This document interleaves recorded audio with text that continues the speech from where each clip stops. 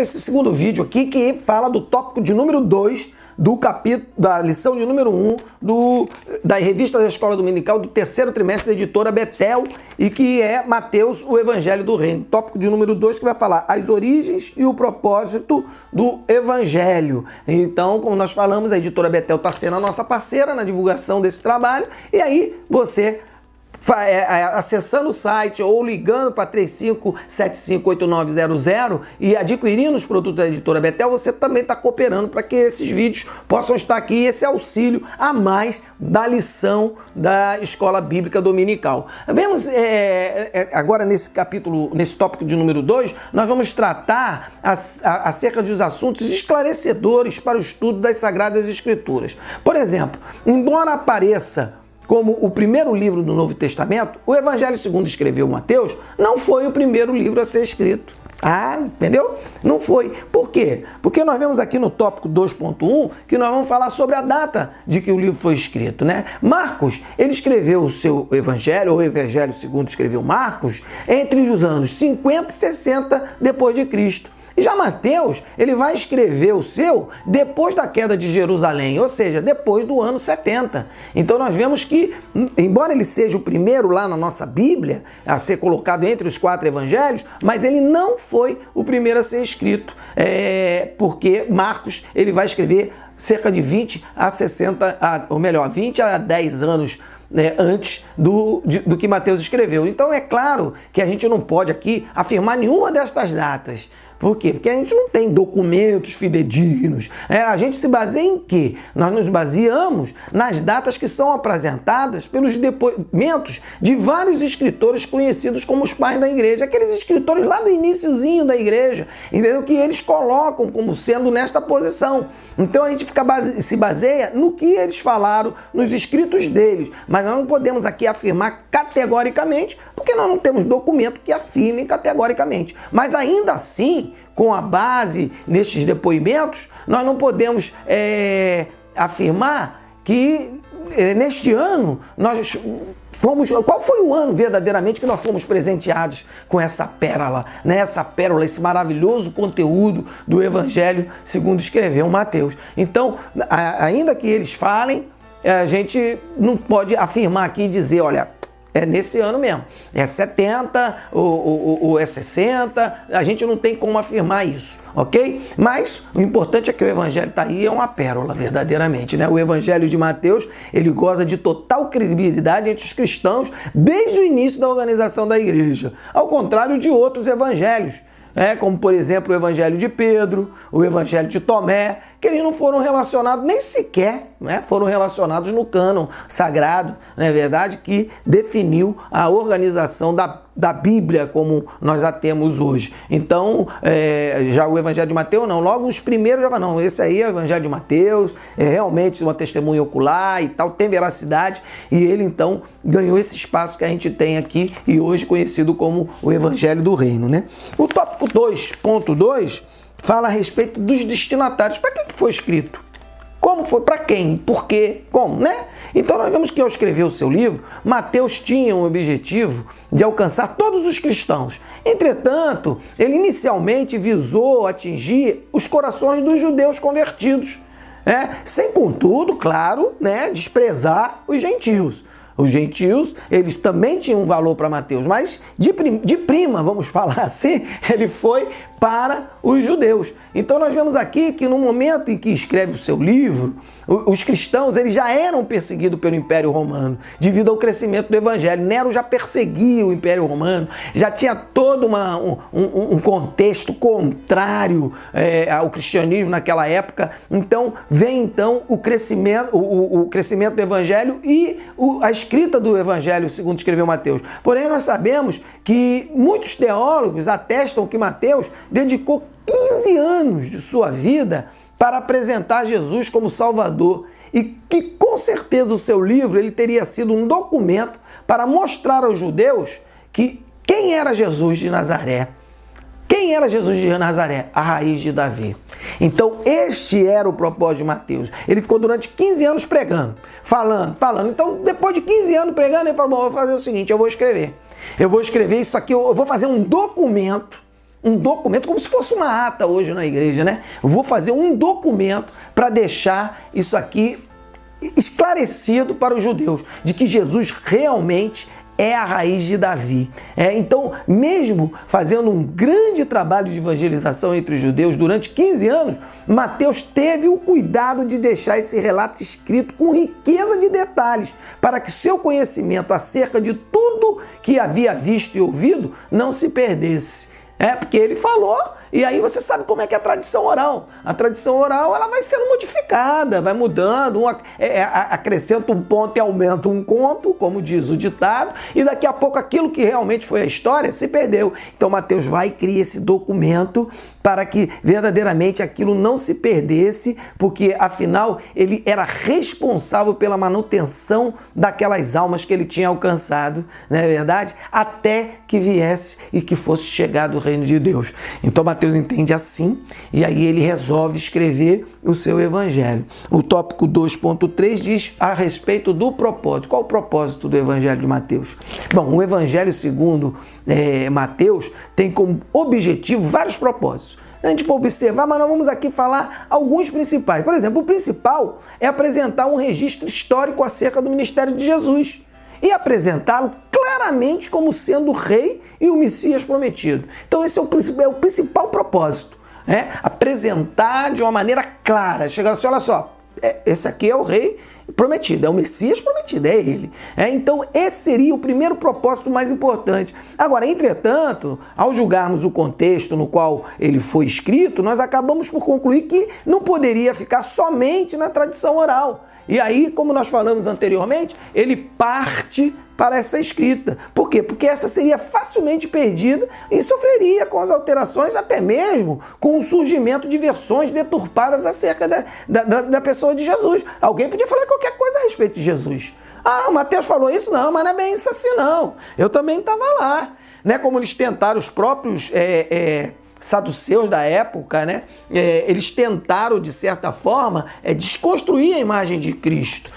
Eles tentaram mostrar, naquele diálogo de Caifás com Pilatos, ele tenta mostrar que Jesus era um inimigo do Império Romano. Olha se isso cai na boca do povo, não é verdade? E isso vai se desenrolando ao longo. Então você vê que ia ser totalmente modificado e o trabalho profético e messiânico de Jesus não ia ter o valor que teve.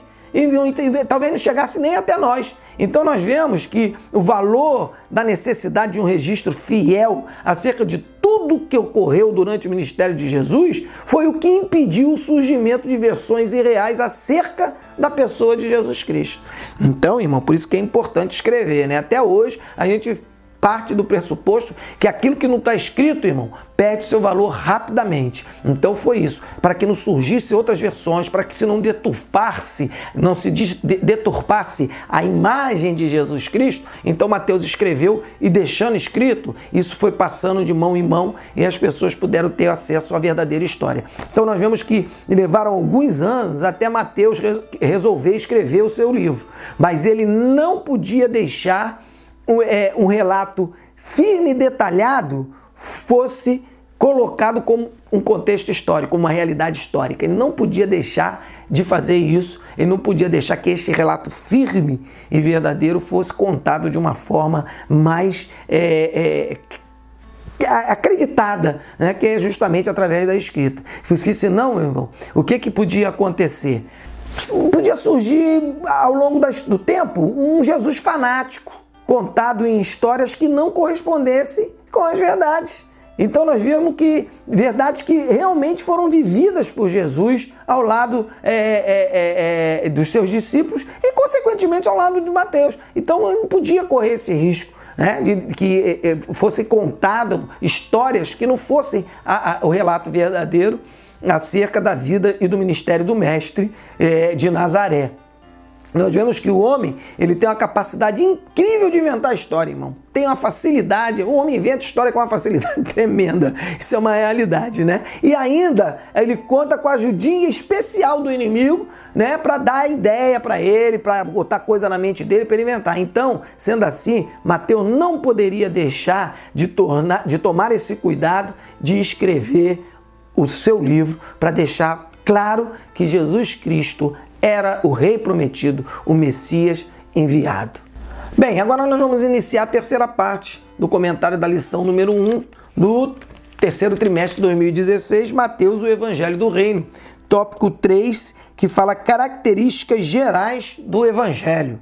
Então nós vamos falar aqui sobre o tópico 3, mostrando que Mateus ele manteve a preocupação em preservar os fatos acerca de Jesus. Então nós vamos aqui estudar quem era Jesus e o que ele pretendia, e ainda nós veremos o que realmente Mateus apresenta sobre a sua pessoa em seu livro. Então nós vemos aqui que nós vamos saber aqui quem era Jesus, o que ele pretendia e como Mateus apresenta Jesus, ou como Mateus fala a respeito da pessoa de Jesus. Tópico 3.1, contexto histórico inicial do Evangelho. Bom, vamos lá. Jesus nasceu em um período considerado de paz pelo Império Romano. Isso é uma realidade. O imperador Gaio Júlio César Otaviano, conhecido como César Augusto, governava a Palestina com aparente tranquilidade, tendo como aliado o seu vassalo e um dos mais tiranos reis que Israel conheceu, chamado Herodes o Grande. Então esse foi o período, este tempo, ele é apresentado aos Gálatas por Paulo como sendo o tempo da plenitude de Deus. Ou a plenitude dos tempos de Deus, como você queira.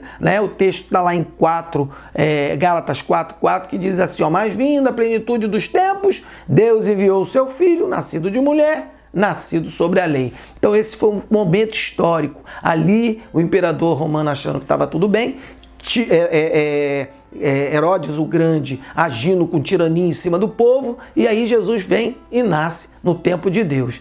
Então nós vemos que Herodes ele era um rei duro e sanguinário, e Jesus nasceu neste período de história real. Isso aconteceu, isso não é história da carochinha não, tanto é que você vai pegar relatos fora da Bíblia, você vai ver falando a respeito de César Augusto, você vai ver falando acerca de Herodes. Então é um período real da história, onde a tirania era uma arma perigosa. Entretanto, nós vemos que a partir do nascimento de Jesus, todo o contexto histórico sofreu uma mudança.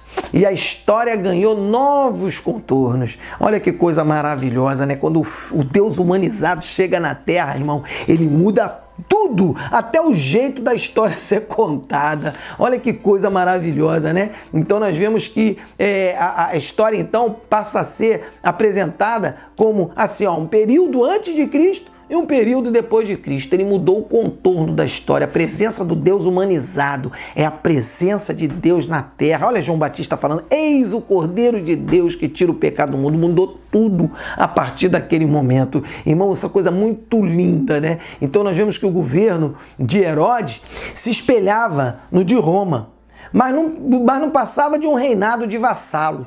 Na verdade, Herodes era um vassalo na mão do reino do imperador romano, não é verdade? Então, ele se espelhava no governo romano, no Império Romano, mas na verdade ele era um vassalo que tinha como plano de fundo o Império de Roma. E aí Deus falou e determinou, olha, chegou a hora de nascer o meu filho, vai ser agora que ele vai nascer, para poder encerrar toda aquela tirania e tudo aquilo que Herodes vinha praticando ali contra o povo judeu também. Então nós vemos aqui, meus irmãos, que no tópico 3.2, a apresentação de Jesus. Nós vamos falar aqui a respeito da apresentação de Jesus.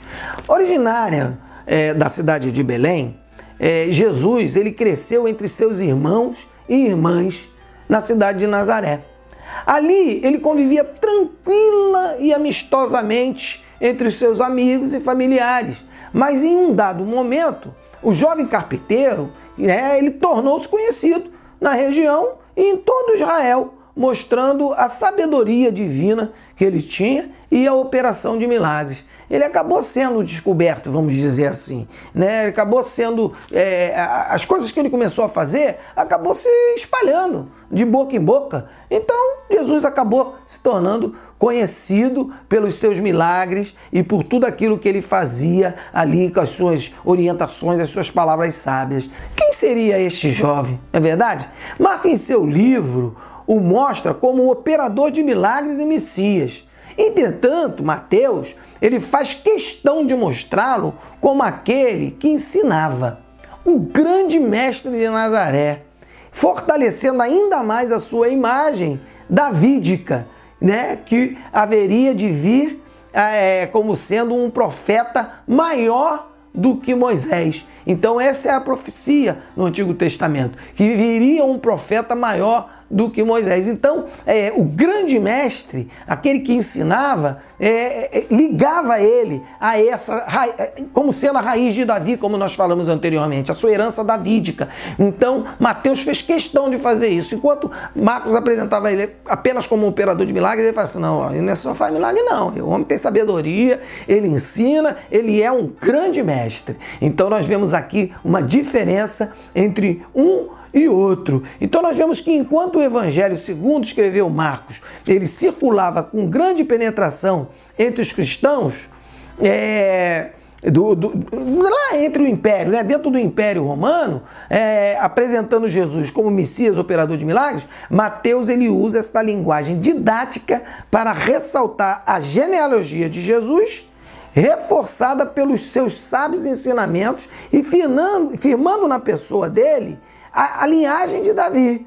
A linhagem de Davi confirmando que ele era o verdadeiro rei prometido. Então, Mateus ele pega firme nessa questão. Olha, Jesus é um grande mestre, Jesus tem a genealogia dele que liga ele à raiz de Davi, então ele é o Messias, ele é o rei prometido de Israel, ele é o Filho de Deus. Olha que coisa maravilhosa que Mateus fez e deixou para nós aqui até os dias de hoje, né?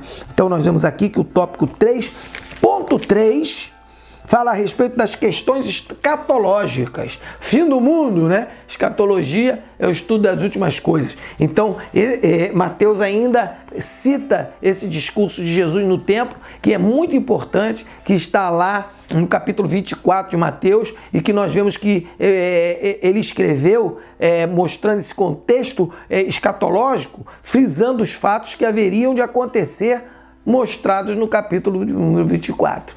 Então nós vemos que Mateus aproveita e apresenta também fatos semelhantes aos que haverão de ocorrer na segunda vinda de Jesus. No entanto, apresenta também alguns acontecimentos que já haviam ocorrido, como, por exemplo, a queda de Jerusalém. Então, nós vemos ali que ele faz esse envolvimento de palavras, mostrando uma questão futura, não é verdade? E uma questão que eles já tinham vivido. Então, nós vemos que a profecia cumprida e a profecia que haveria de se cumprir. Mas o que vale ressaltar é que toda mensagem funciona como uma advertência para os discípulos, fortalecendo a necessidade de eles estarem sempre em oração e levando uma vida de permanente cuidado. Nós vemos que este estilo de vida ele deveria ser adotado para que os discípulos não viessem a correr o risco de serem enganados e principalmente não se deixassem levar por toda sorte de dissoluções. Então, era uma advertência que Jesus fazia ali também no capítulo de número 24. Nós vemos que o Evangelho, segundo escreveu Mateus, irmão, ele nos mostra Jesus preocupado com o que haveria de acontecer com os seus discípulos e em todo o seu povo até o dia da sua volta. Daí a expressão, acautelai-vos para que ninguém vos engane. Então Jesus coloca isso, por quê? Porque ele tinha essa preocupação do que iria acontecer com os seus discípulos e aquele. Então, olha, toma cuidado, hein?